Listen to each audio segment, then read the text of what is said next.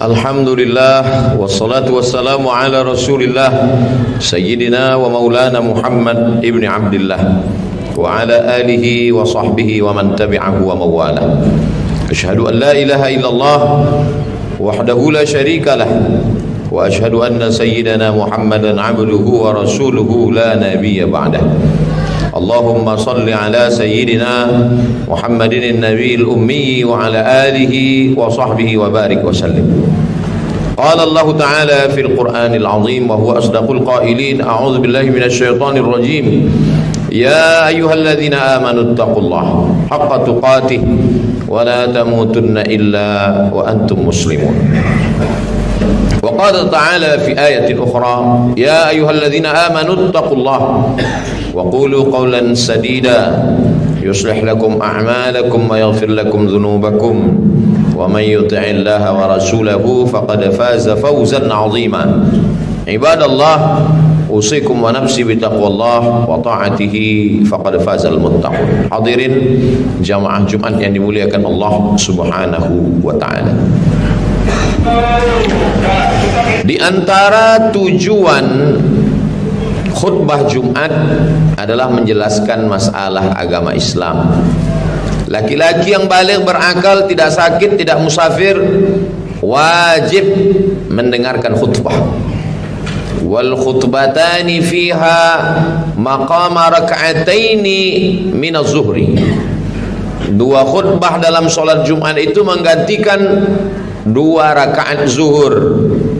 Jumat hanya ada 2 rakaat, kemana pergi 2 rakaatnya hilang? Itu digantikan dengan 2 khutbah. Sebagaimana tidak boleh berbicara pada sholat, begitu juga tidak boleh berbicara pada 2 khutbah.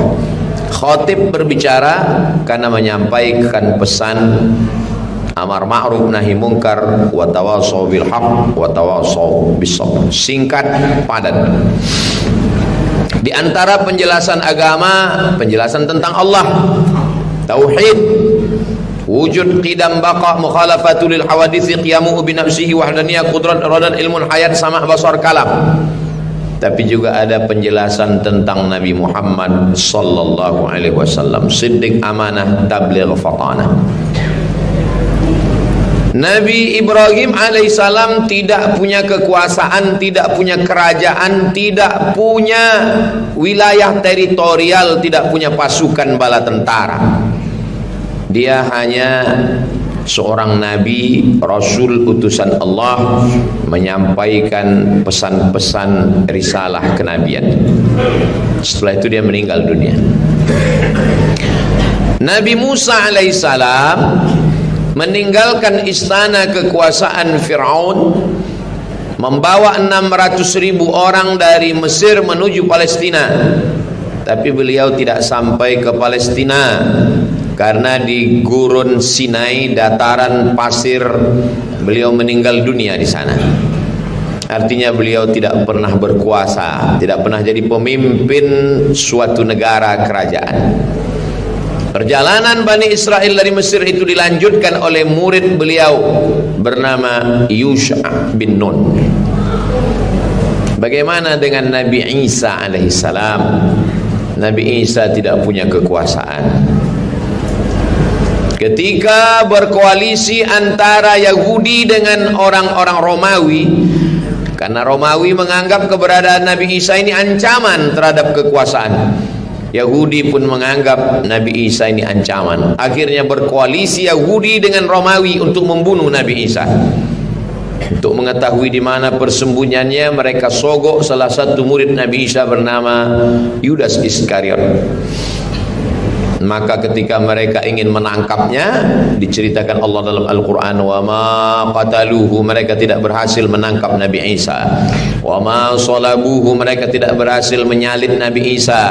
Walakin syubbiha lahum, ada orang lain yang wajahnya diserupakan dengan Nabi Isa, dialah yang ditangkap dan disalib menurut Al-Quran, dan dia adalah Yahuza atau Yudas Iskariot. Lalu bagaimana dengan Nabi Muhammad sallallahu alaihi wasallam? Nabi Muhammad selama di kota Makkah Al-Mukarramah 40 tahun sebelum turun wahyu, Dia bukan penguasa, dia bukan raja, dia manusia biasa, dia pedagang, pengembala kambing. Setelah turun wahyu selama 13 tahun, dihina, dicaci, dilempar batu, berdarah kakinya, menetes darah dari pelipisnya, retak rahangnya.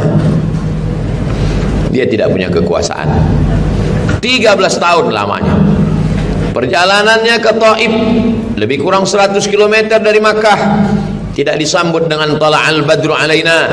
Mereka sambut dengan lemparan batu, kayu, tulang onta, kotoran, najis. Dia tidak punya bala tentara.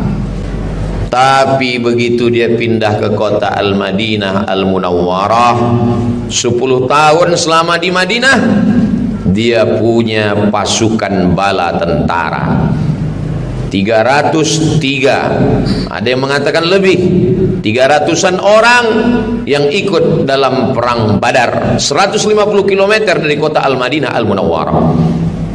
Pemimpinnya adalah Sayyidina wa Maulana wa Syafi'ina Muhammad sallallahu alaihi wasallam.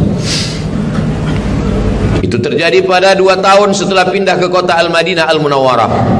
Nabi panglima perang, Nabi punya pasukan.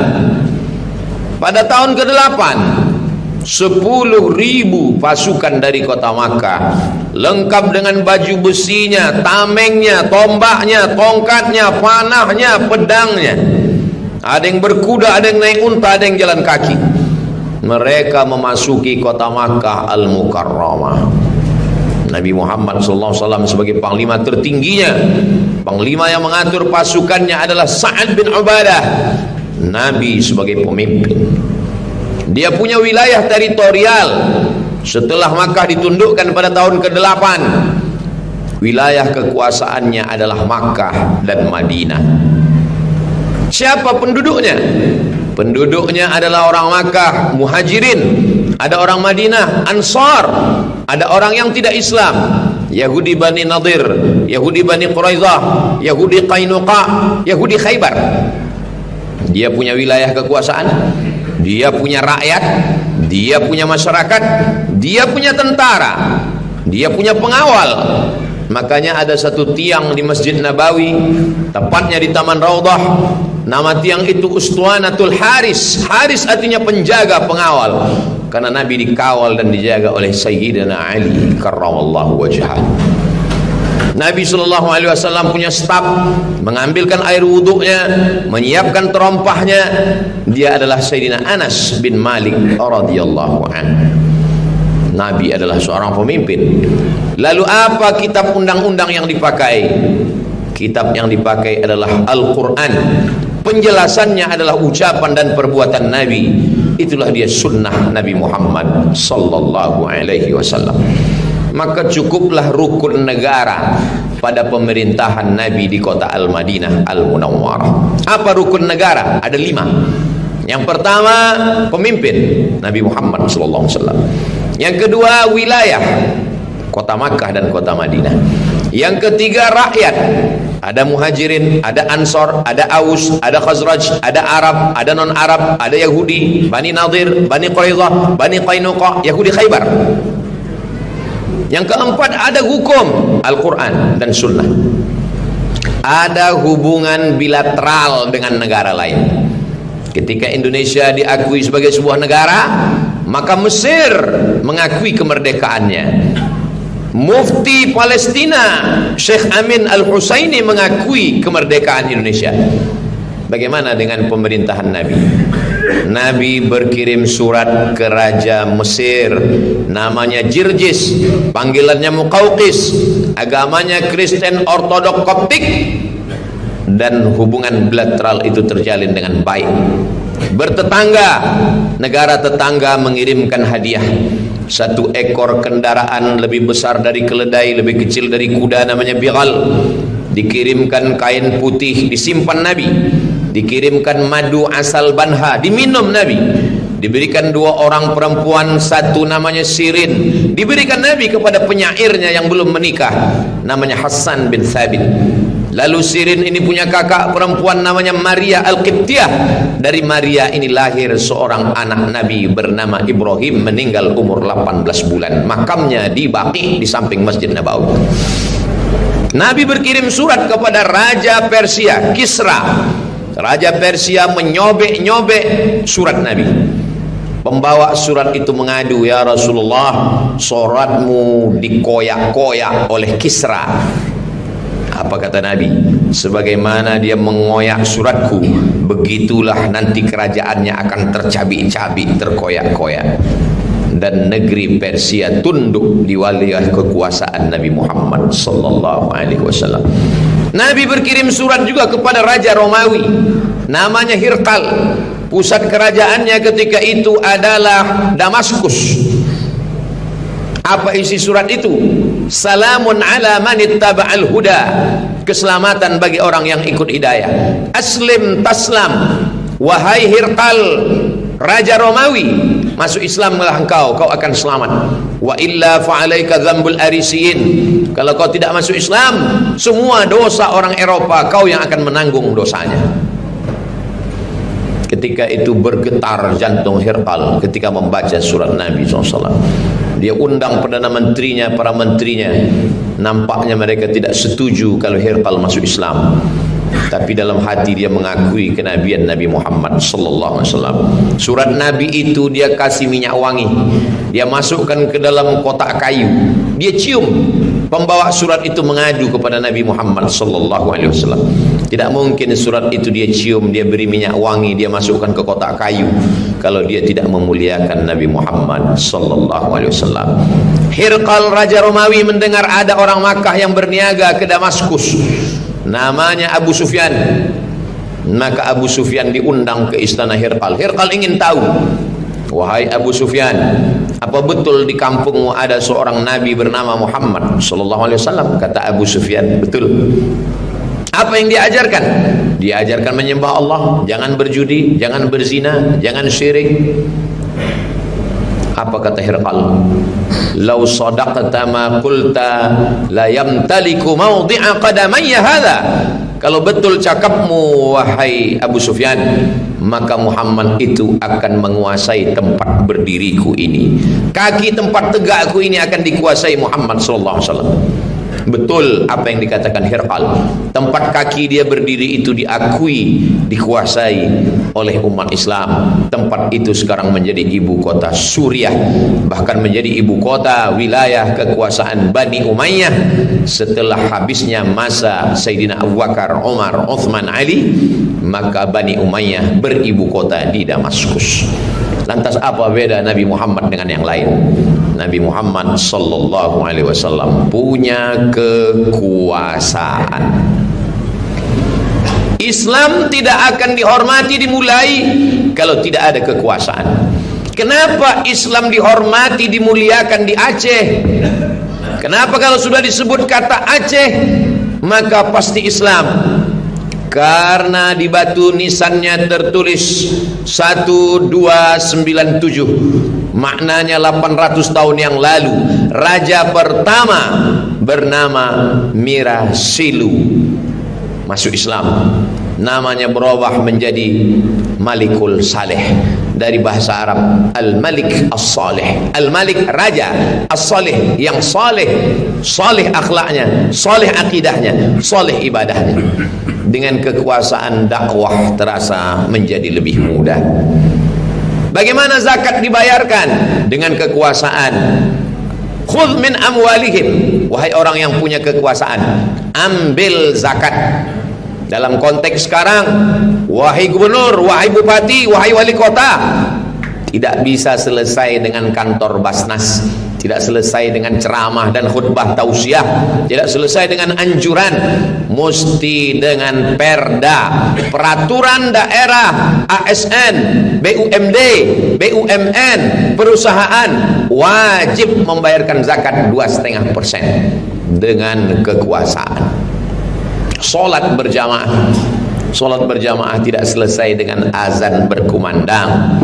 ASN, pegawai, perda, sholat berjamaah zuhur dan asar, karena subuh belum datang ke kantor, maghrib isya sudah pulang kantor.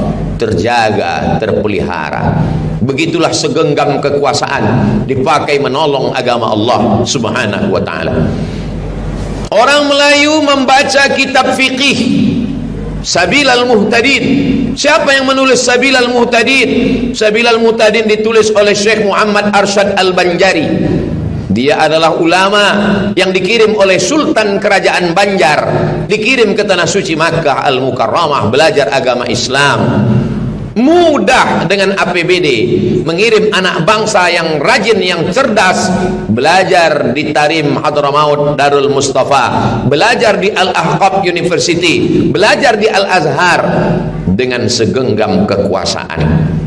Kekuasaan tidak lama, kekuasaan berakhir, tapi masjid yang dibangun, Orde Lama selesai, tapi Masjid Istiqlal masih tetap tegak berdiri, terbesar di Asia Tenggara, dibangun oleh seorang bernama Ahmad Sukarno.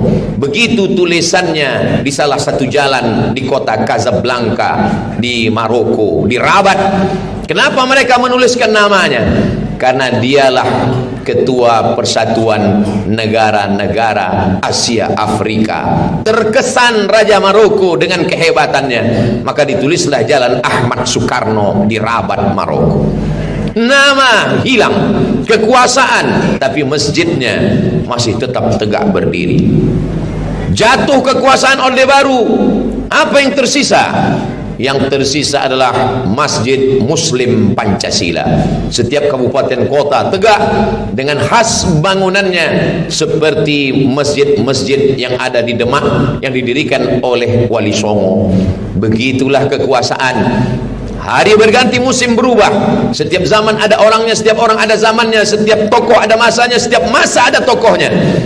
Tapi kalau dipakai kekuasaan menolong agama Allah, mendirikan pondok pesantren, Islamic boarding school, dari mana duitnya? Dari zakat. Satu tanda tangan penguasa lebih berarti daripada 1000 khutbah. Satu pendapat tanda tangan penguasa lebih bermanfaat daripada 1000 fatwa.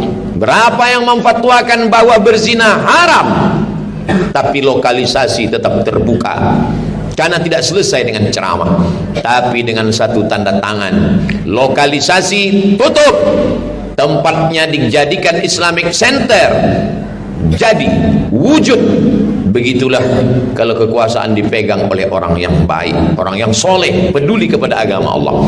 Tapi begitu juga kalau kekuasaan itu dipegang oleh orang yang tidak takut kepada Allah.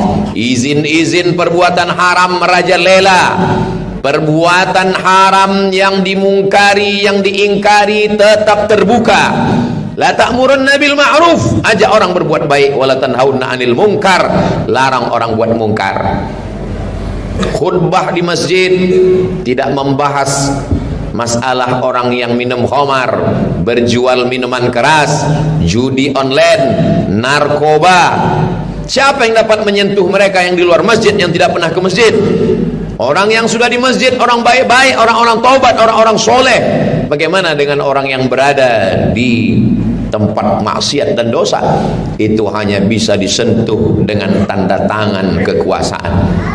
Itulah mengapa kata Imam Ahmad bin Hanbal, imam mazhab yang keempat, seandainya doamu makbul dan doamu itu cuma satu, mintalah pemimpin yang adil. Zaman dulu pemimpin yang adil itu diminta, karena pemimpin yang adil itu kerajaan. Tapi zaman sekarang pemimpin yang adil bisa dipilih dengan ujung jari. Maka jangan sampai menggunakan ujung jari. Kita disuruh berijtihad. Inna sam'a, pendengaran akan ditanya, dengar baik-baik. Wal basar, mata, penglihatan akan ditanya, lihat baik-baik. Wal fuad, hati dan pikiran akan ditanya, renungkan, pikir baik-baik. Dengarkan maklumat dengan telinga, pandang baik-baik dengan mata, renungkan dengan hati dan pikiran. Setelah itu bertawakallah kepada Allah. Kalau kita pilih orang peduli kepada agama Allah, insya Allah turunlah pertolongan Allah. Wa idza quri'al Qur'an, kalau Quran dibacakan, fastami'u lahu, dengar baik-baik, wa ansitu, diam, la'allakum turhamun, maka Allah akan menurunkan rahmatnya. Islamic Center bisa tegak berdiri, pusat kajian Al-Quran bisa tegak berdiri, suara mengaji Quran di kantor-kantor bisa terdengar. Kenapa? Karena ada perda, peraturan daerah, perbob, peraturan bupati, pergub, peraturan gubernur. Apa gunanya bertahun-tahun punya kekuasaan tapi tidak pernah dipakai untuk menolong agama? Kalau hanya sekedar berkuasa, Fir'aun pun berkuasa. Kalau hanya sekedar berkuasa, Namrus pun berkuasa. Orang-orang yang pernah berkuasa tapi tak dipakai menolong agama, satu tempat dengan Fir'aun dan Namrus. Orang yang pernah harta, pernah dititipkan Allah kunci-kunci harta tapi tidak dipakai menolong agama, satu tempat dengan Qarun. Orang yang pernah punya pengetahuan agama tapi justru menggunakan agama untuk kepentingan semata, dia akan satu tempat dengan Bal'am. Orang-orang yang cerdas, intelektual, profesor, tapi kecerdasannya hanya untuk membodohi orang-orang yang rakyat jelata, mereka akan satu tempat dengan Haman. Mereka selalu bersanding. Inna Fir'auna wa Hamana wa junudahuma kanu khati'in. Fir'aun, Haman dan bala tentaranya, mereka sama-sama salah. Mesti ada orang yang meluruskan dan membenarkan. Hidup hanyalah perjuangan antara hak dan batil. Kalau kita belum mampu memperjuangkan yang hak, paling tidak jangan bertepuk tangan terhadap kebatilan. Barakallahu li wa lakum fil Qur'anil azim, wa nafa'ani wa iyyakum bima fihi minal ayati wa dzikril hakim, wa taqabbala minni wa minkum tilawatahu innahu huwal ghafurur rahim.